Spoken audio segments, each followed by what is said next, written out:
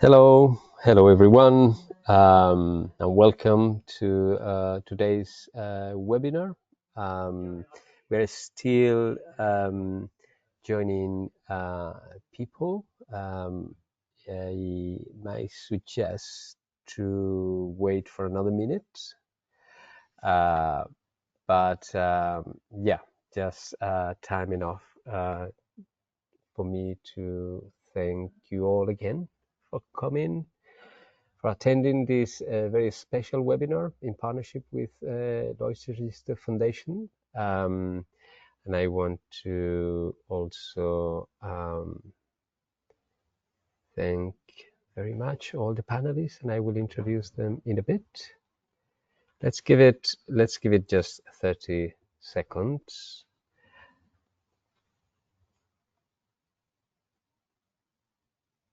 So we can get started.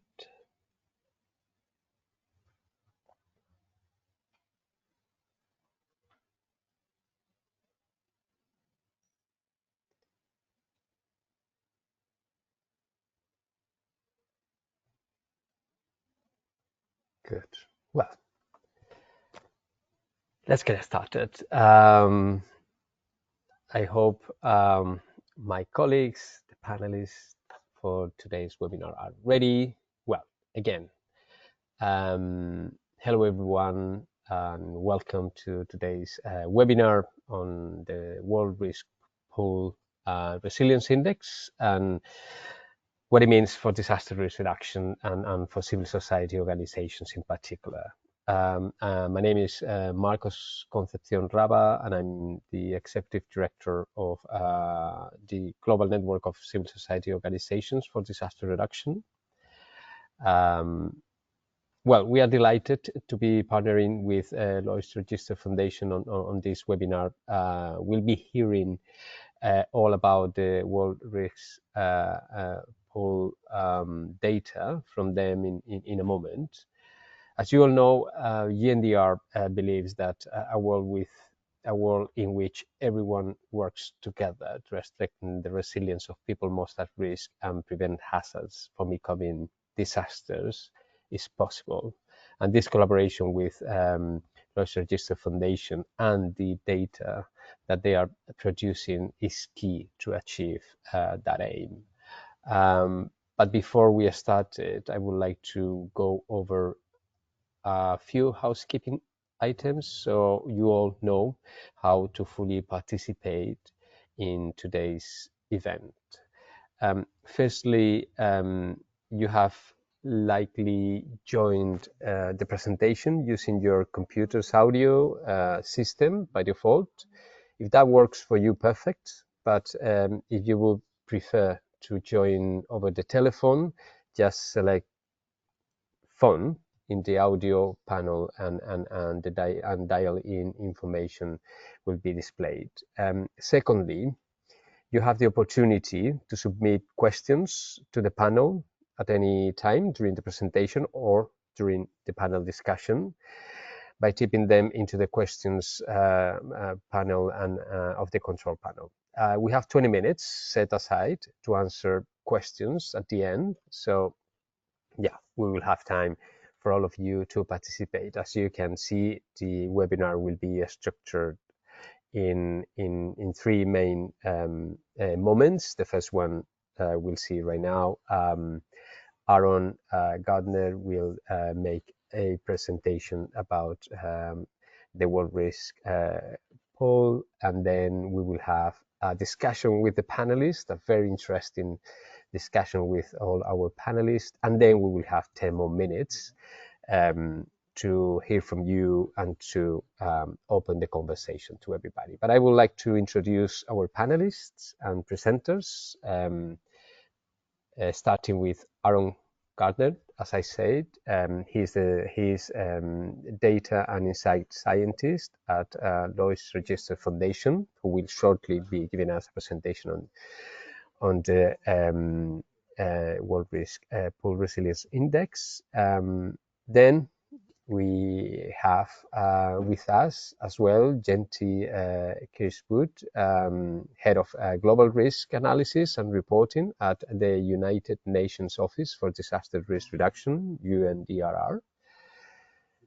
Welcome, Genti and Aaron. Then we have Tassin Victoria Apiriola, Executive Director of D Women Environment and Youth Development Initiative in Nigeria, proud member of GNDR. And thank you, Tassin, for being with us. Dr. Manu Gupta, co-founder of SEEDS, an NGO using a holistic and inclusive approach to build resilient communities in India, also member of our network. And finally, Dr. Joel Gill. Thank you, Joel, for being with us, an interdisciplinary scientist and lecturer in the School of Earth and Environmental Science at Cardiff University in the UK, and principal investigator for the Lloyd Register Foundation funded project Improving Household Preparedness in Multi-Hazard Contexts using data from the World Risk Pool. So, without further ado, I would like to ask Aaron to give us a brief introduction to the new World Risk Pool Resilience Index. Over to you, Aaron. Thank you very much, Marcos, for that introduction. Okay, I will get going. So I'm going to give you a brief introduction to the World Risk Poll, the Resilience Index, in the context of our most recent report that we published last week. So for those who don't know, the Lloyd's Register Foundation is an independent global charity with a mission to engineer a safer world. And we do this by building on our heritage and experience, developing and applying the best evidence and insight, and by forming partnerships to drive change. And the World Risk Poll represents the second two parts of that very, very clearly. So the World Risk Poll was designed to support the second point by generating global safety data sets with a particular focus on the perceptions and experience of risk of everyday people around the world, especially in places and regions where those voices may be unheard or they may be unserved by current existing data sets. So the World Risk Poll is now in its third edition, and in this wave we surveyed with our partners Gallup 147,000 people across 142 countries. And as the output of this, we have our first report from 2024, Resilience in a Changing World, which you can find and read on our website. What makes this especially interesting, however, is in 2021, we introduced our Resilience Index, a unique measure of resilience at the personal level. And this time we've repeated those questions in 2023, so we have longitudinal resilience data for the first time. So we can see how people's resilience, their perceptions and experience of it, has changed over time. So what is the Resilience Index? Well, in our World Risk Poll, we ask a series of questions asking about their people's experiences of harm and risk relating to natural disasters and other questions that may link in with resilience. Each respondent is then given a Resilience Index score of their own, and we can roll this data up into any way that we like. So the most visible way of this is our Resilience Index visualization that we have on our website, where we split the data at the country level, giving each country a Resilience Index score, which is the average of all of the respondents within that country. But the nice bit by basing it at the individual level is that we can also filter the data down in any way that we see fit. So in the animation here, you can see we're selecting women aged between 20 and 60 with a primary level of education who are employed full-time. And you can see how the Resilience Index changes and the scores move and how people move around with that Resilience Index. And it's a really good tool for investigating the resilience of different demographics. But as well as being a top level figure, the Resilience Index, we actually divide it into 4 subdivisions or subdomains at the individual level, the household, community, and societal level. And you can see here the questions that comprise each of those individual modules as well. But I'll go into those in more detail as we talk about it later in the presentation. So to give you an example of why this breadth and depth of the Resilience Index is really useful, I'm going to focus in here on one of the particular sub-indexes. So in 2023, at the global level, the Resilience Index gave a score of 45 of a level of resilience. We can split that by a huge number of demographics. So here we're splitting it by the within country income quintiles. And you can see a story that you might expect. Those in the poorest 20% within the country have significantly lower resilience score compared to those in the richest 20%. We also have another quite commonly used demographic. If we split between men and women, and again, the story may be familiar to people, women have a lower score, a lower individual resilience score than men. But the real power here is that we can combine these metrics and demographics together and see some really eye-opening stats here. So combining those two metrics here, you can see that the graphs spread along to the left, but what's really eye-opening here is that the women in the poorest 20%, how far down their resilience, individual resilience is compared to men in the same income quintile, but also compared to women in the next quintile up. So this is a really good way of identifying target demographics that may really benefit from interventions. And as part of that, you might have noticed that income quintiles, that's a very strong driver of resilience. The richer you are individually, the more likely you are to have a higher resilience. That also holds true at the country level. So country income is very important. In the top 20 most resilient countries in 2023, 14 were classed as high income countries by the World Bank, and 8 out of the 10 were classed as 8 out of the top 10 being classed as high income. But it is worth noting that there are some countries in there that come from different demographics. So for example, Vietnam in 2023 ranks second overall in our resilience index, up from sixth in 2021. So it consistently scores very highly in resilience. And this is interesting because here the major drivers are at the household, community, and societal levels. So Vietnam as a country is doing something right in terms of resilience that's not dependent on its country, on its income levels. And maybe if we can investigate and understand what that is, then these might be important messages to share with other countries around the world. So like I mentioned on the first slide, this is the first year where we have longitudinal data and we can see how resilience has changed between 2021 and 2023 when this was polled. And the overarching story is that more countries saw their resilience decrease than increase at the overall level. On this chart here, you can see there's two colors at either end, which are colored more darkly, and these are the countries where we saw a significant change. And in terms of the resilience index, this means a 4-point change in either direction. So 8 countries saw their resilience index increase significantly from 2021 to 2023, with Algeria seeing the most dramatic change. At the other end of the scale, 20 countries saw their resilience index decrease significantly from 2021 to 2023, with Bulgaria being the biggest mover here. And on the coming slides, I'll go into the individual indices as well to sort of explain and highlight some of the interesting countries, but we go into this in much more detail in the report, and it's worth reading about them there. So if we start with the societal dimension here, you can see quite an interesting trend. Whereas for the overall resilience index, only 8 countries' levels of resilience increased and 20 decreased significantly. At the societal level, we saw 19 countries with a significant increase compared to 24 for a significant decrease. The societal index asks questions about discrimination and whether people have experienced it, questions about the government care, whether they care about people's well-being, and then also some questions that come from the wider Gallup World Poll about the people's confidence in their military, judiciary, national government, and then the honesty of elections. So if I pull out the top 5 movers in either direction, you can see some very interesting countries there that we discuss in the report. But one particular one to pull out as being interesting here is Ukraine, in the middle of the movers here, which saw a 10-point increase in the societal resilience, even in the face of the ongoing war that they're in the middle of. If I move over to community dimension, again, we see a very similar story compared to societal. There's much more countries saw increased community level resilience, 25 in this case, compared to 23 who saw a significant decrease. And this question asks about whether their neighbours care about their well-being, whether people feel safe in their neighbourhood, and whether they're satisfied with local infrastructure, things like the roads, education, and health there. Again, if we look at the countries that are the big movers and the big decreases, we can see some interesting countries appear. And one thing that's worth noting here as well is that you'll notice none of the countries appear in all of these different tables. So a country that maybe has a large movement in the societal dimension often doesn't appear in any of these other tables. So it shows you individual countries moving in different ways. There's 2 that I would focus on here. So Ecuador, we see a significant decrease. And we discuss in the report how this may be linked to the ongoing drug-related gang violence and political instability that the country's experienced. But I'd also like to call to attention New Zealand, which saw a 7-point decrease. I cover that later in the slides, and we really try and dive in to understand why we see that decrease. The household dimension, very similar to societal. We see in 18 countries with significantly increased resilience.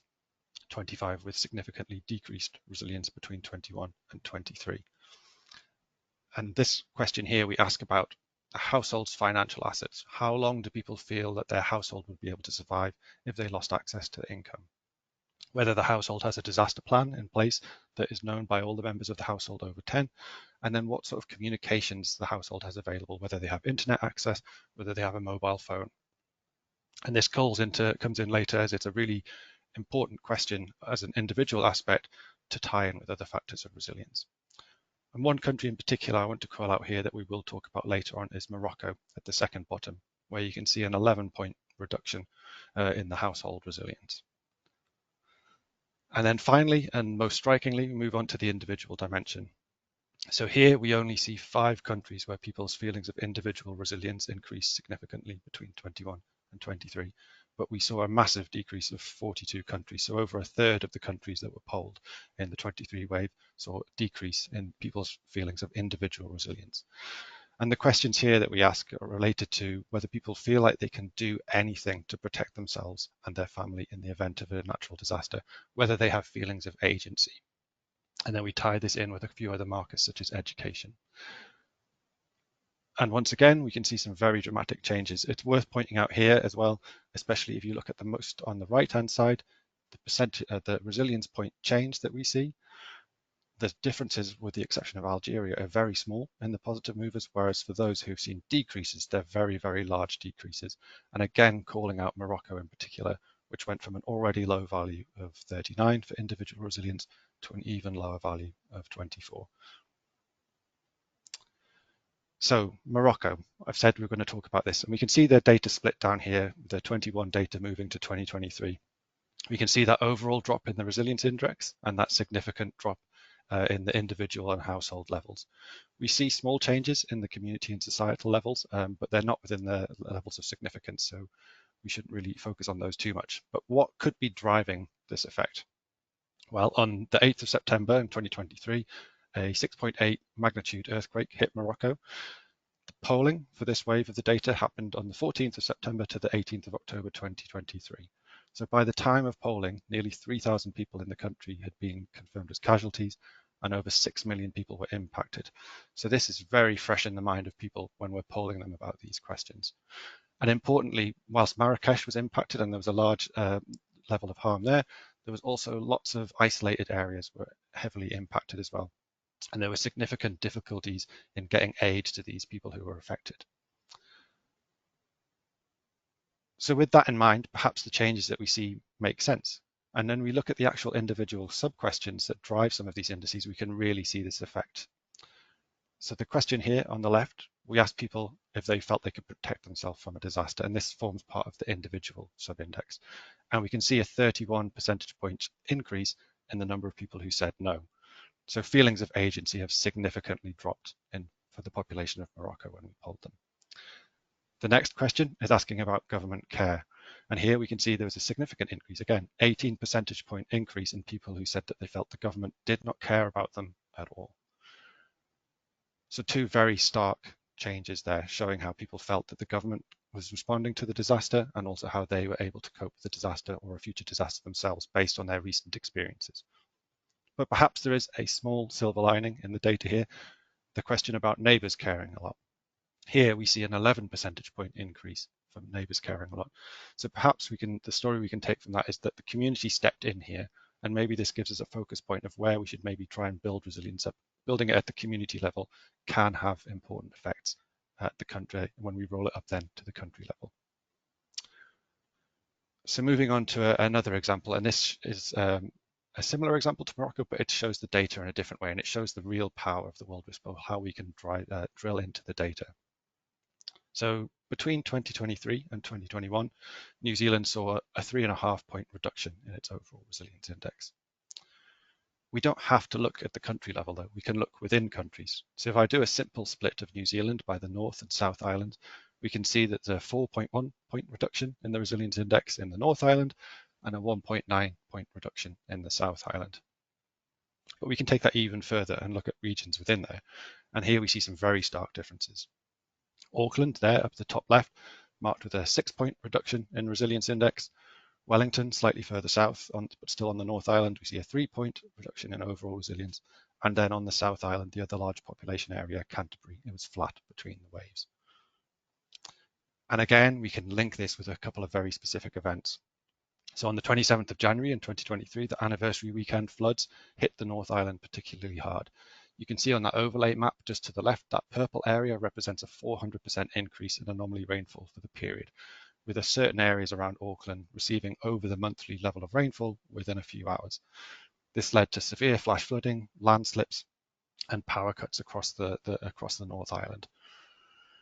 2 weeks later, the same region was hit by Cyclone Gabrielle on the 9th of February, which led to the same effects: heavy rain, winds, damage, and destruction on top of that which had already existed, so compounding it.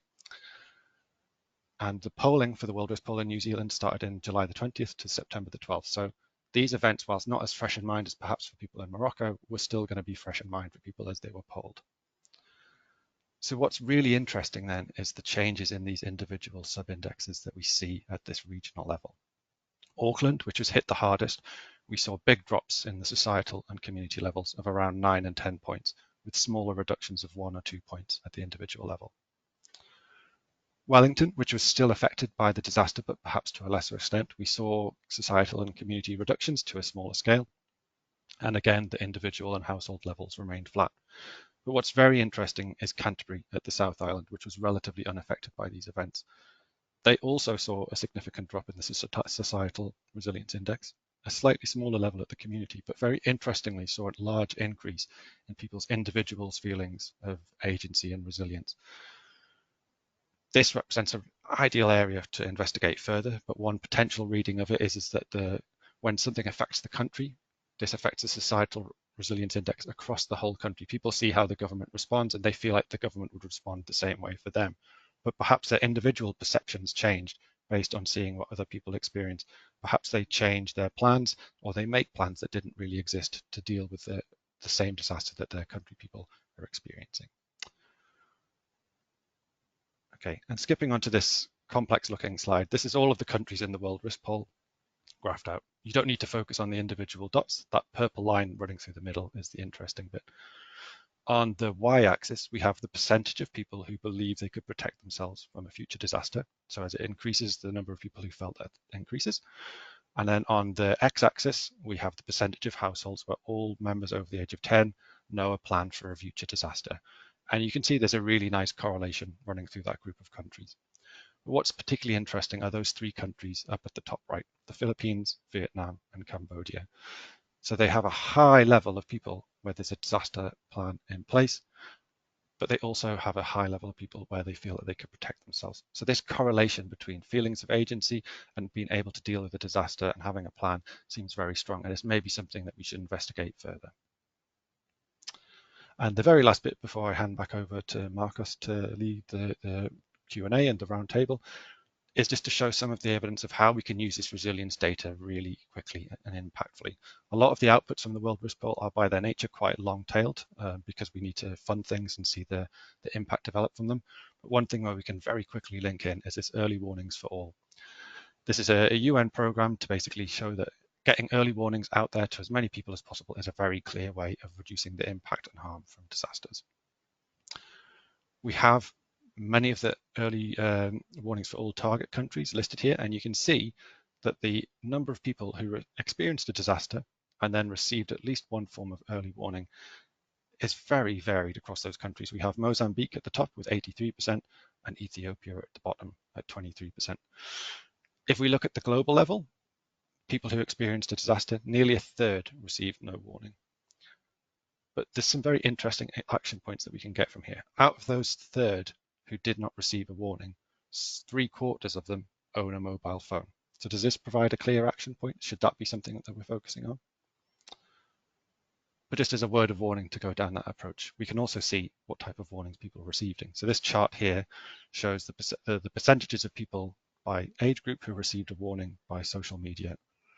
And we can see that there's a very clear decline as the age group increases. So this suggests that maybe whilst focusing on technology could be a clear pathway to impact, we should make sure that we don't leave potential demographics behind by purely focusing on those demographics.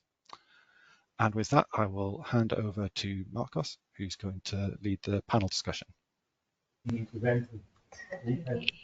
you very much, Aaron. That was really, really interesting and really insightful. Thank you so much, and for the presentation and for let us know more in detail the content of the world risk pool and how to use the index. And I would like to invite everybody in the audience.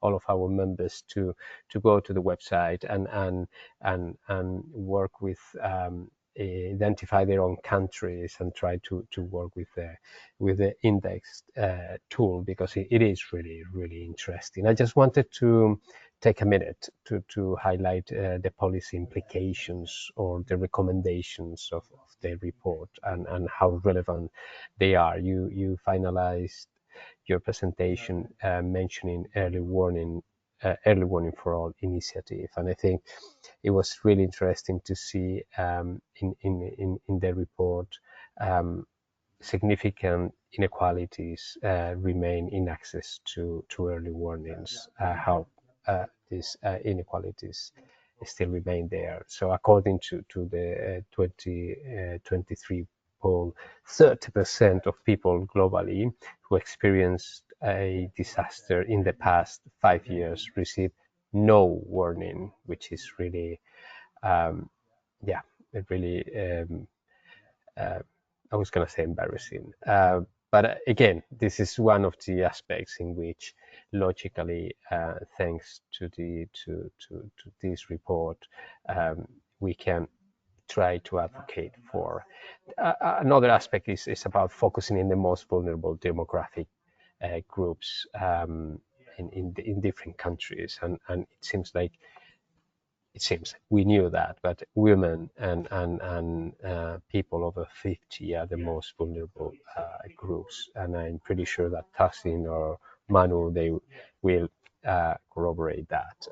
The third aspect in which I think we should focus on is about strengthening people's financial safety nets, and particularly women again.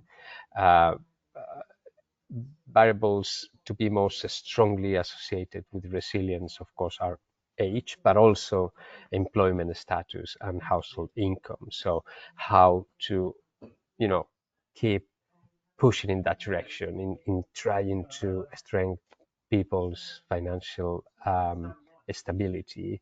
And the last one is about the need of to boost targeted interventions, starting at the individual and household levels to improve the sense of agency. Those are the bits that I got more that were more interesting for me. So we are now going to move into a 20-minute panel discussion on the issues and insights raised by the work risk pool data. As a reminder, you can continue to submit your questions for any of the panelists through the questions panel in your attendee control panel. But yeah, my first question, um, yeah, I think we can start with Genti, but also Manu and Tausin.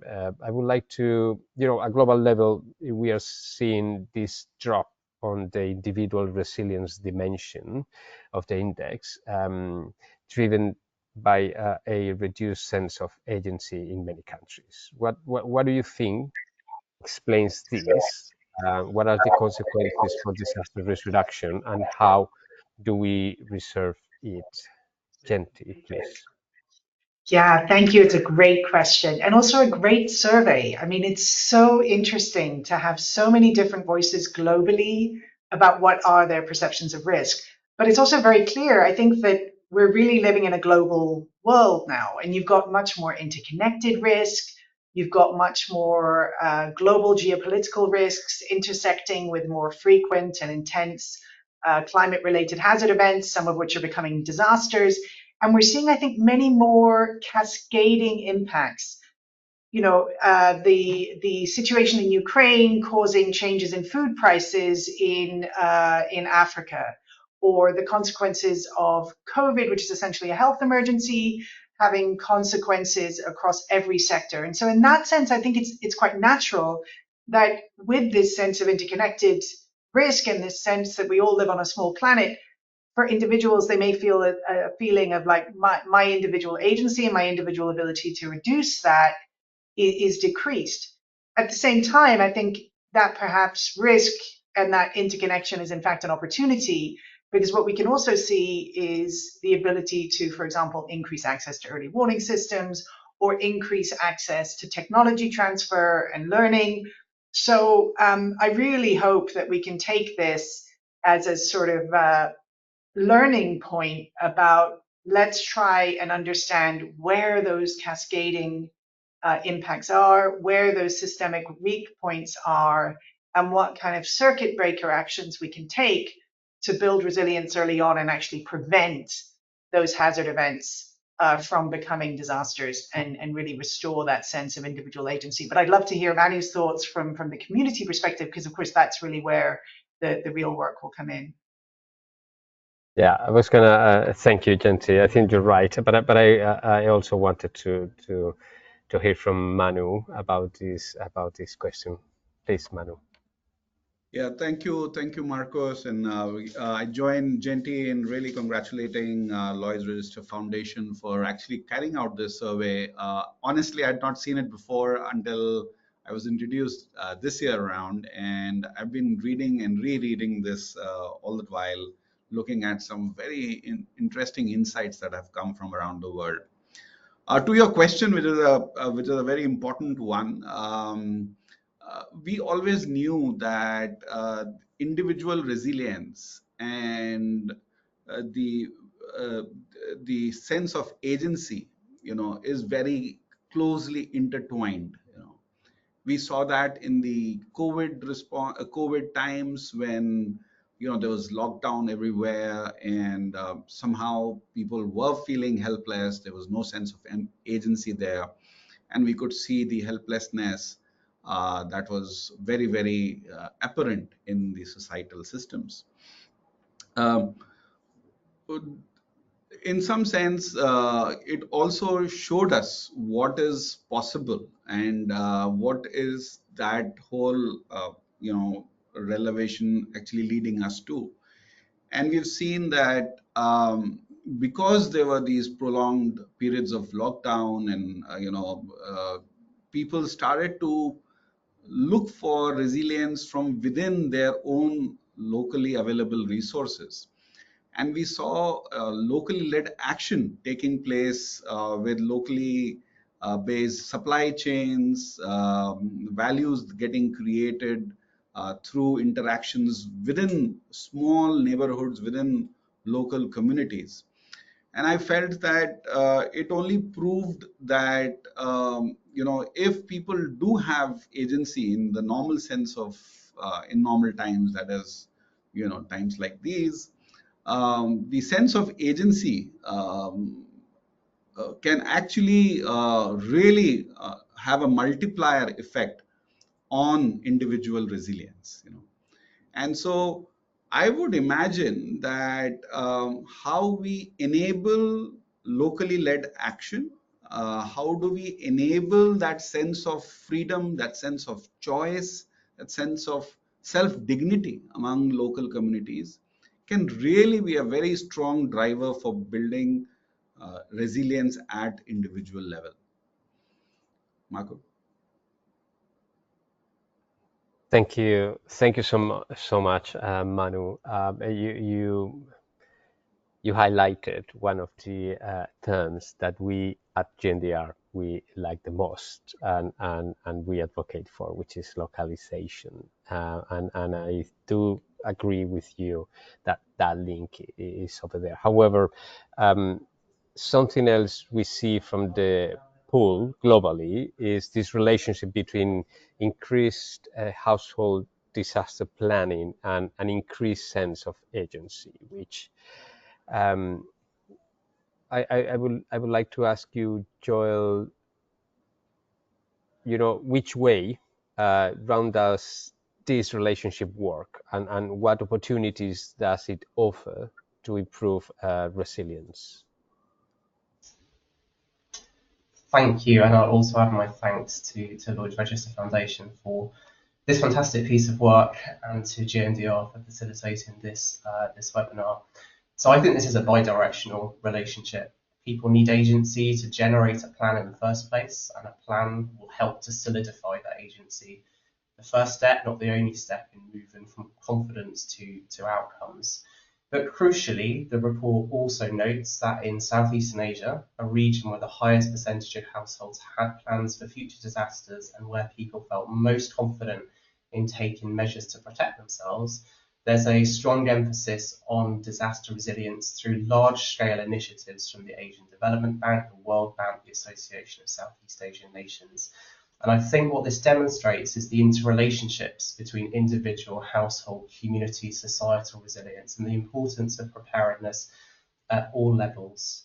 So yeah, there's an opportunity through household planning to improve individual resilience, but this may need to be reconciled with actions at national, regional level to support changes in knowledge, skills, resources, opportunity that contributes to resilience. And I think we see that in, so I'm currently leading a project funded by the Lloyd's Register Foundation that's exploring this theme of household preparedness. And one aspect of our work is exploring these interrelationships between different levels to identify factors that drive uptake and use of household plans. And confidence or individual agency is also strongly associated with confidence in governments, that governments have capacity to act and be able to deal with disasters also. So I think understanding these interrelationships between the different aspects of resilience is really key to support contexts with low levels of household planning to take their work forward.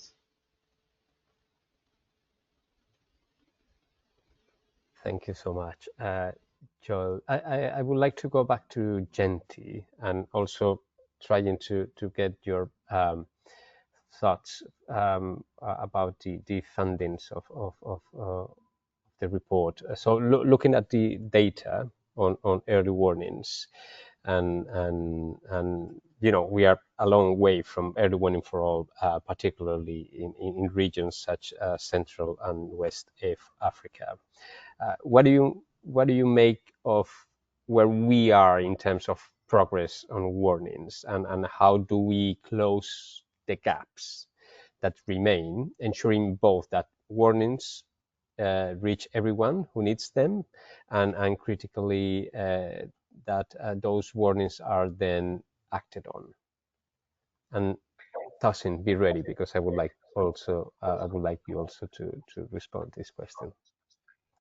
Yeah, no, look, I think it's an excellent question, and I think your point earlier about in the presentation about the use of technologies like mobile phones or the technological aspects is important. But more fundamentally than that, we have a core issue, which is that 70% of disaster deaths related to climate-related disasters occur in the 40 poorest countries.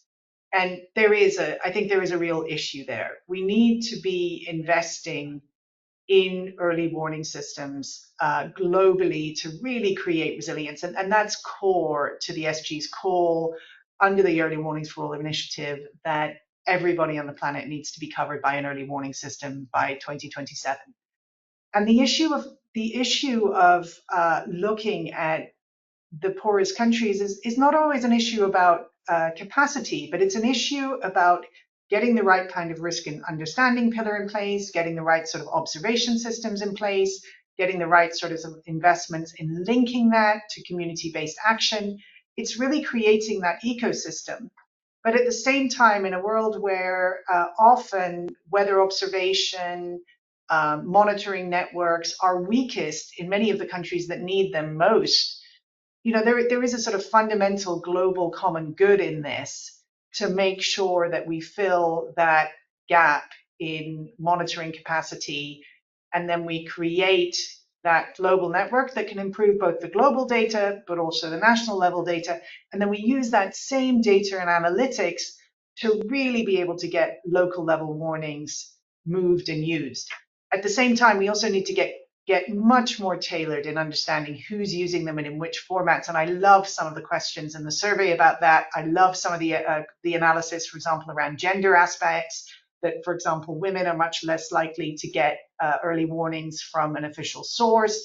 We also need to get smarter in using that kind of analysis and using technology better so that different communities, rural, urban, in different types of work contexts, in different types of local languages, making sure that the warnings are speaking their language in their terms, rather than assuming that they're going to be able to, access perhaps a quite technocratic global warning and know what to do to act on it.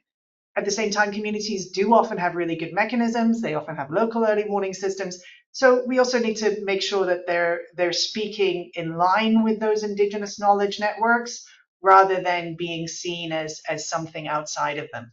So then maybe those are just a few quick thoughts, but I think the study definitely gives a lot of food for thought.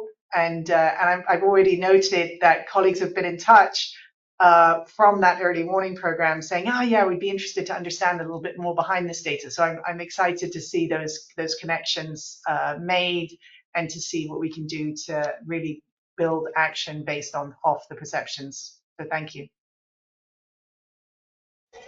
Thank you, Genti. Tosin, how you see it? How you see we can, um, uh, how we can close the gaps between, how we can reach communities. You are working at the community level. How we can reach community with these warnings, and how we can make sure that they are understandable, and communities and individuals can react properly about them. Absolutely. Jensen spoke my mind. In fact, she said the generality of what is expected to be done to make sure that we bridge the gap, especially between the poor countries and the developed nation. She she highlighted major points that should be done, which I absolutely agree to. Permit me to congratulate the foundation for this job well done. And looking at the data visualization, I believe is a very good one, which we can take forward by building advocacy agenda from it and other important interventions that we can do with this useful data. Now to the question. Um, yeah, Jenny said it's not all about capacity building, but I would like also to say we still need capacity building even within building community structures. It's important that we look into capacity building of communities. Then, on a general note, there is a need for this, as I always say, bottom-top approach when it comes to intervention, contingency planning, and resilience building. um, every community has its own peculiarity. Disasters are different. So when community make input to resilience plans, it goes a long way in helping them build their resilience further and strengthen such communities. Then again, I would like to say the government of the day in West African countries, they are doing a lot in terms of early warning systems. However, we still need to bring it down to the communities. There is a need for community to make inputs to disaster and resilience plans. Thank you. Thank you so much, Tosin. In that sense, Manu, and let's try to keep it shorter, as we want to have some space for our colleagues in the audience to intervene as well. But yeah, Joel, I see your hand raised. So yeah, please go ahead.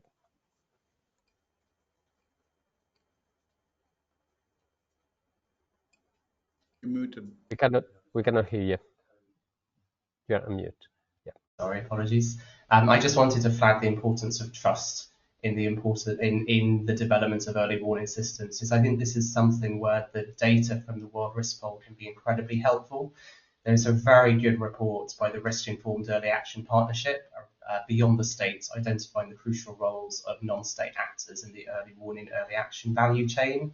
And it really pulls out the importance of trust and the importance of co-production when it comes to early warning systems. And I think the data from the World Risk Poll can help us to stock take where trust may be fragile, as well as understand how trust may vary between different institutions or groups, how it may fluctuate over time.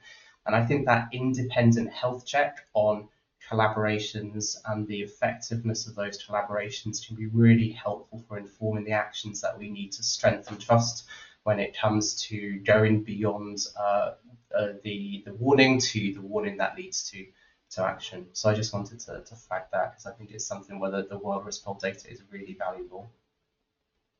And I have a question from the audience. It says, what way this World Risk Pool is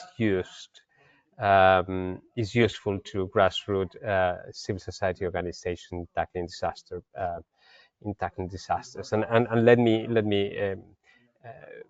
follow your point, Joel. And I think this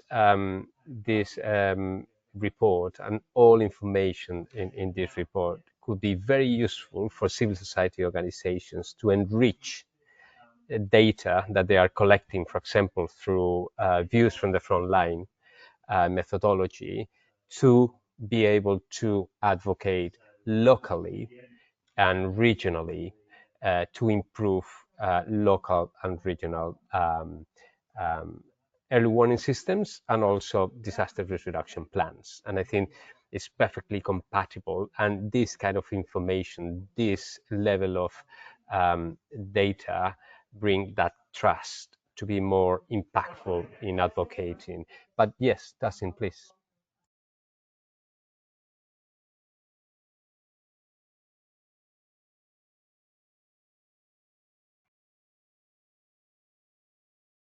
Dustin? Oh yeah, sorry, I'm actually raising my hand. Absolutely, beautiful question, and a question that resonates with me. What way can the risk poll be used for grassroots organization? Yeah, you have said the number one point. It can serve as an advocacy point for us. By the time we pick important, useful, or immediate need from the data, we can actually use it to advocate um, at different levels, not only at the national, even at the sub-national. You can use it to advocate to uh, councillors and others for communities to be able to plan better when it comes to disaster. Then secondly, I would like to talk about the aspect of policy advocacy and policy review. This data is highly useful for us to shake up our policy, especially at the national level, because we know a lot of West African countries, we have these beautiful policy documents, laws that are just sitting on the wall. How far are we fed when it comes to implementation? So this data we can actually use this data bring about policy advocacy and policy review to better the lot of our people at the grassroots. Then it can, Marcos, you also mentioned that it can help us in planning. It can help us in community contingency planning at all phases. Thank you. Thank you so much, Tassin. We're going to go a bit um, faster, and again, please keep it short. Manu, let me go back to you and trying to focus on the bigger picture. We often hear, and Tassin was talking about building resilience in disaster risk reduction. So some may take this as implying resilience does not exist in certain groups or areas. However, every individual, society, or community has some degree of ability to deal with hazards. We know that. What are some of the ways communities you work with demonstrate their innate resilience to hazards? How can they be supported to strengthen their resilience where risks may increase due to factors such as climate change, for example? you've brought me to my favorite topic, Marco. We have always built our programs and our policies saying we want to build resilience of communities, whereas what this poll tells us very clearly that they do have resilience, and we just need to strengthen it in view of the kind of risks that we are seeing that have perpetuated through climate change. Um, I've always seen that the innate resilience of communities is basically around the autonomy they enjoy. They are able to draw resources from their local surroundings.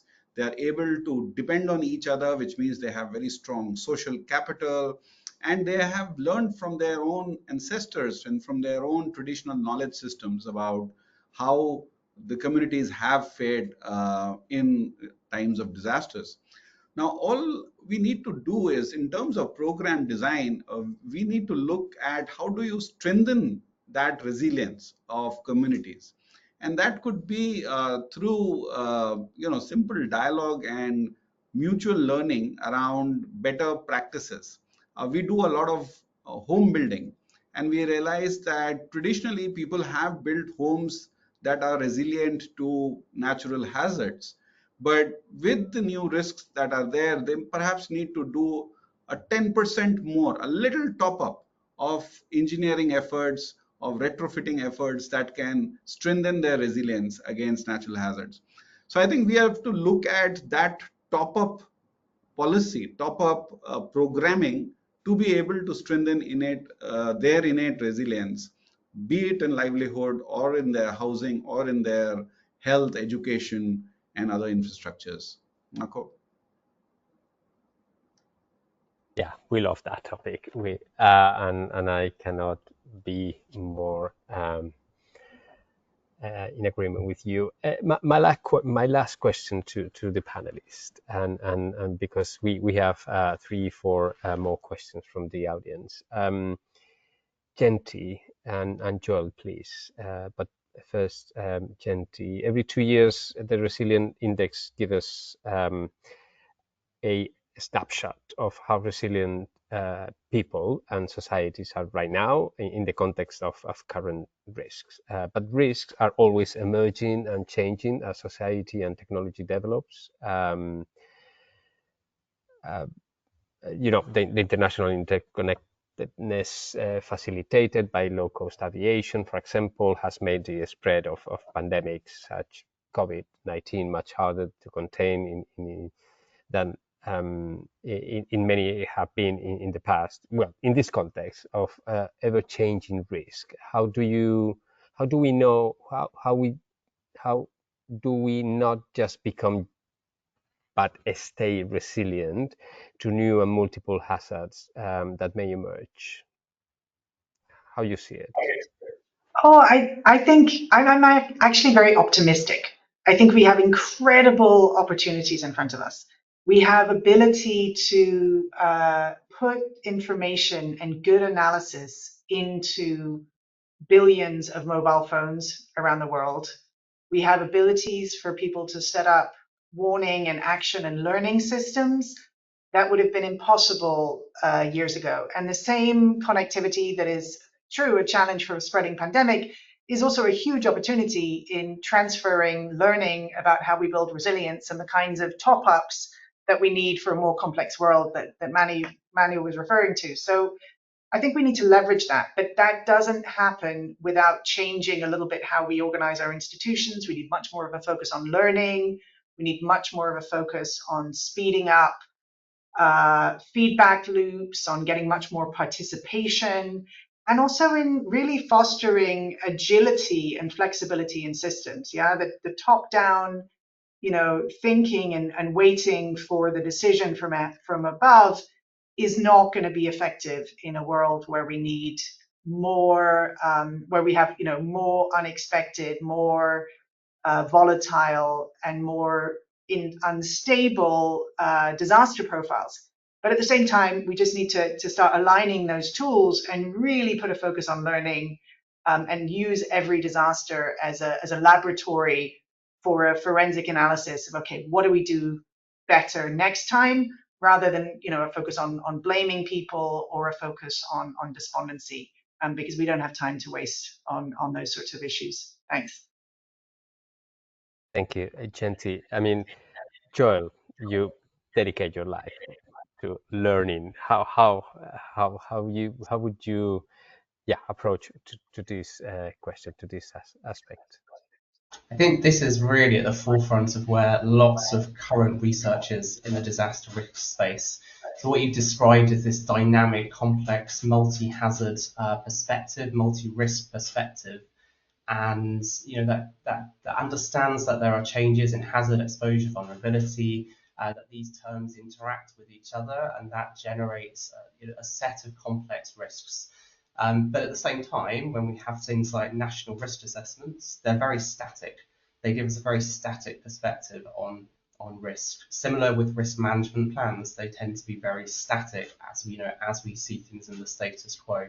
So I think what's happening now with things like the Myriad EU project, so this is an EU Commission funded project. I sit on the External Advisory Board, and they're really trying to push risk assessment, risk management into this dynamic, complex space to support decision makers to wrestle with the kind of trade-offs or synergies that might be needed when it comes to risk management, and doing this in a way that's co-producing tools with a range of different sectors. And I think this gives us a snapshot of where risk resilience research is and where it is going.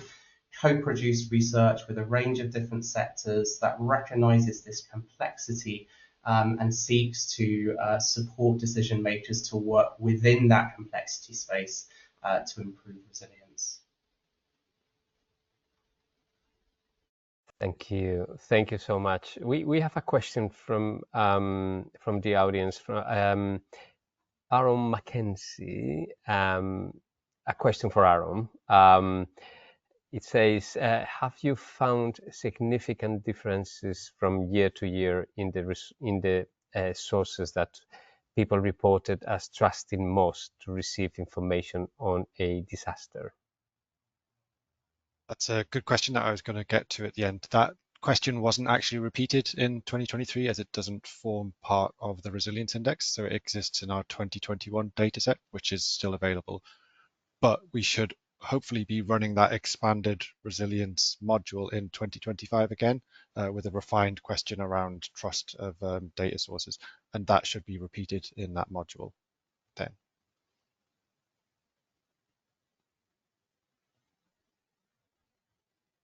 Thank you, Aaron. I hope, Aaron, that answered your question. There's another question which I find interesting, and I'm not sure who would like to respond to it. It says, yeah, probably you, Aaron, again. Does the risk pool include consideration of psychological resilience? Is there a particular population group who are more vulnerable to risk? Maybe Aaron or Joel. Yeah, it's a good question. We don't specifically ask about psychological resilience, but we do have questions that can touch on that. So one of the questions that we ask is about experience of discrimination. We ask about 5 types of discrimination that people experience, and we see that there's an interaction with the resilience index based on that.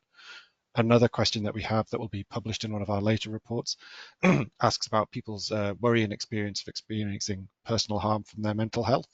And that can also be a very interesting question to tie in the resilience data. People who feel that they may be more worried or who have experienced harm from their mental health often show lower levels of resilience.